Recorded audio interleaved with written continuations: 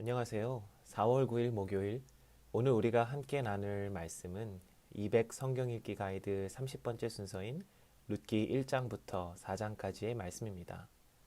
함께 이 말씀을 통해 하나님의 은혜를 깊이 누리는 시간 되시길 바랍니다. 룻기는 총 4장으로 이루어진 책으로 특별히 이스라엘의 절기 오순절에 회당에서 낭독되어지던 책입니다. 그 내용은 룻이라는 한 여인이 비극적인 상황 속에서 굴하지 않고 역경을 이겨내어 마침내 행복한 결말을 맺는 한편의 멋진 드라마 같은 이야기입니다. 요즘 코로나 때문에 집에 있는 시간이 많아지면서 많은 분들이 넷플릭스 드라마를 즐겨보신다는 이야기를 들었습니다.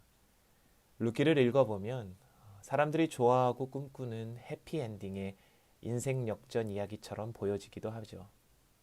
하지만 사실 단순히 사랑 이야기나 성공 스토리가 아니라 소망 없는 인생을 향한 하나님의 놀라운 은혜와 사랑, 그리고 주권적인 역사를 보여주는 놀라운 책이 바로 룻기입니다. 오늘 말씀의 시대적 배경은 본문 1절에 나오죠. 사사들이 치리하던 때입니다. 이스라엘 백성들이 하나님을 떠나 자기 소견에 옳은 대로 행하던 때, 이 시대에 유다 베들레헴 지역에 살던 한 가정의 이야기로부터 룻기는 시작됩니다. 본문 1, 2절에 등장하는 엘리멜렉과 그의 아내 나오미, 두 아들은 자신들이 살던 유다 베들레헴 땅에 기근이 들자 모압 지방으로 이주를 하게 됩니다. 그곳에서 엘리멜렉은 죽게 되고 두 아들은 모압 여인들과 결혼을 하게 되죠. 그 여인들 중에 한 명이 바로 오늘의 주인공 룻입니다. 그리고 10년쯤 지나 나오미의 두 아들 역시 죽고 세 여인만 남게 됩니다. 룻기의 시대적 배경을 설명하는 이 부분을 통해 우리는 당시 이스라엘 백성들의 영적인 상태를 엿볼 수 있는데요. 하나님은 나의 왕이십니다 라는 뜻의 이름을 가진 엘리멜렉이 기근 때문에 하나님께서 주신 땅을 버리고 이방 나라였던 모압으로 갔다는 사실은 단순히 양식을 찾아 잠시 다른 곳에 가는 그런 간단한 일이 아니었습니다. 당시 모압은 어떤 나라였습니까?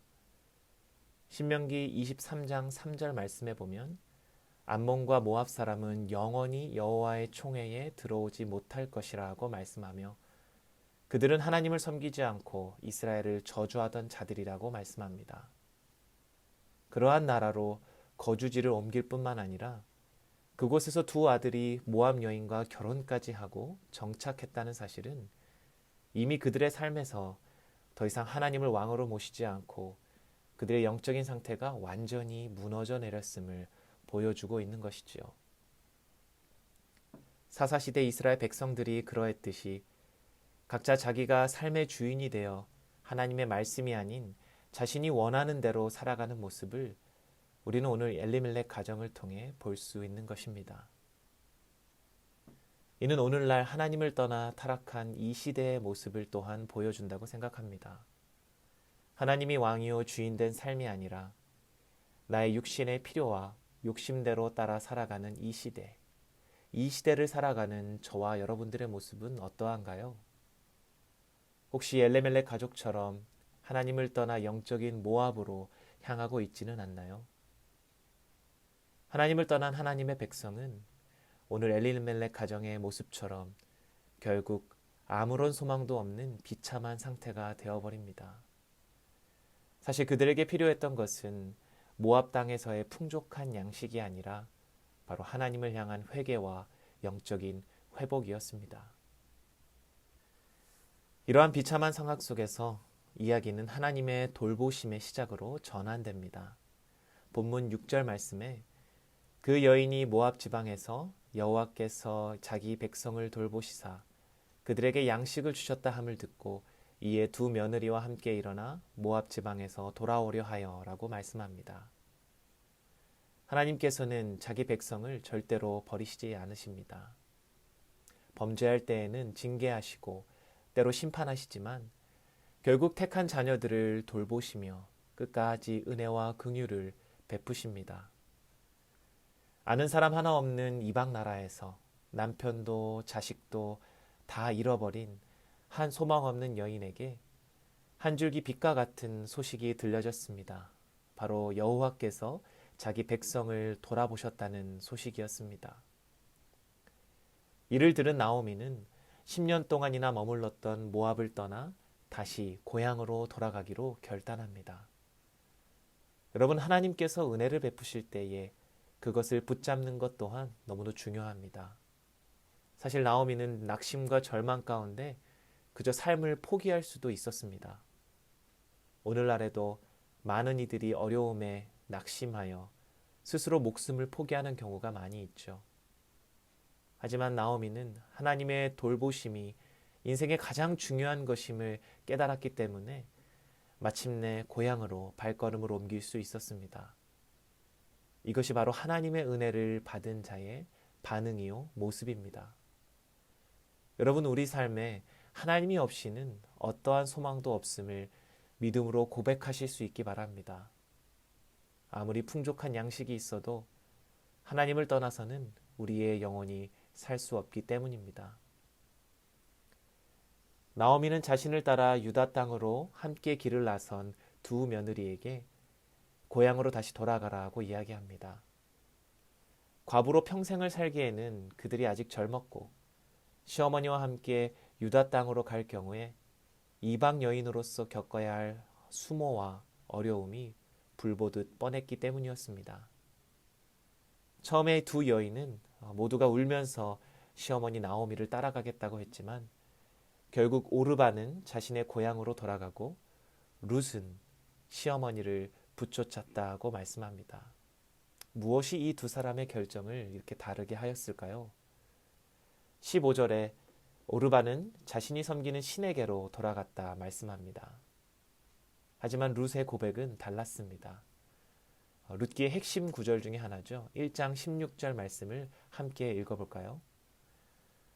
룻이 이르되 내게 어머니를 떠나 어머니를 따르지 말고 돌아가라 강권하지 마옵소서. 어머니께서 가시는 곳에 나도 가고 어머니께서 머무시는 곳에 나도 머물겠나이다. 어머니의 백성이 나의 백성이 되고 어머니의 하나님이 나의 하나님이 되시리니. 아멘. 우리가 여기서 한 가지 주목해야 할 점은 룻의 이 고백이 있기 전 하나님께서 먼저 룻을 찾아가셨다는 사실입니다. 하나님은 유다 베들레헴의 한 가정의 연약함을 통해 모압 땅에 있던 그녀를 찾아가셨고 그녀의 인생을 완전히 바꾸어 놓으셨습니다.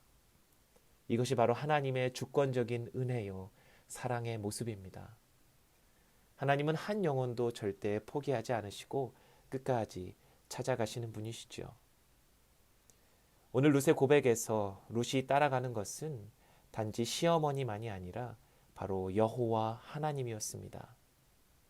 자신이 본래 섬기던 이방 모압 신이 아니라 참되고 영원한 하나님을 섬기기로 결단했던 것이죠. 하지만 모압 여인이요 젊은 과부였던 그녀가 이스라엘 땅에서 시어머니를 모시고 살아간다는 것은 오늘날 우리가 겪는 어떤 인종차별이나 이민자로서의 고난과는 결코 비교할 수 없는 정말 크고 어려운 일이었을 것입니다. 그럼에도 불구하고 그녀가 시어머니를 따라가기로 결단할 수 있었던 이유는 하나님이 삶의 유일한 소망임을 분명히 알았기 때문입니다. 눈앞의 현실은 정말 암담했지만 그녀의 삶의 방향은 정확했고 그것을 끝까지 놓지 않았습니다. 이후 2장 12절에 보아스가 룻에게 축복하는 장면에서 그녀를 이렇게 평가하지요. 이스라엘 여호와 하나님의 날개 그늘 아래 보호를 받으러 온 자. 이 평가를 통해 룻이 얼마나 진정으로 하나님만을 의지했는가를 엿볼 수 있습니다. 여러분, 이렇게 진정으로 하나님을 만나고 그 은혜를 체험한 사람은 오직 하나님만 붙잡는 삶을 살아가게 됩니다. 어려운 상황과 환경 때문에 하나님을 떠나는 것이 아니라 오히려 하나님께 매달리고 그분의 날개 그늘 아래 보호받고자 하는 그러한 인생이 되지요. 그것이 바로 오늘 룻과 같은 인생입니다. 나오미와 함께 베들레헴으로 돌아온 후 룻의 모습에서 우리는 자신의 신앙 고백을 실제 삶으로 살아가는 모습을 볼 수 있습니다. 남편과 자식을 모두 잃고 모압 여인이었던 룻 며느리와 함께 고향에 돌아온 나오미의 모습을 보고 사람들은 수군거렸을 것입니다. 그녀 역시 그러한 자신의 비참한 상황을 돌아보며 1장 20절에 자신을 이제 더 이상 나오미가 아니라 마라, 즉 괴로움이라고 불러달라 사람들에게 이야기합니다. 그러한 시어머니 옆에서 룻은 묵묵하게 사람들의 손가락질과 시선을 감내하며 시어머니를 돌보기 시작합니다. 아무것도 가진 것이 없었기에 룻은 살기 위해 무엇이든지 해야 했습니다. 그래서 보리를 추수하던 밭에 나아가 떨어진 이삭을 줍기 시작합니다. 그녀는 아침부터 저녁까지 부지런히 이삭을 주어 시어머니를 봉양하고 말씀에 순종했습니다. 그녀의 이러한 아름다운 소문이 온 성읍에 퍼졌다고 3장 10절과 11절에 말씀하고 있습니다. 많은 사람들이 고민하죠. 내가 가진 이 신앙을 어떻게 삶으로 살아가야 할까요? 오늘 룻의 모습에서 우리는 하나님만 붙잡는 사람의 삶이 어떠한가를 잘 볼 수 있습니다.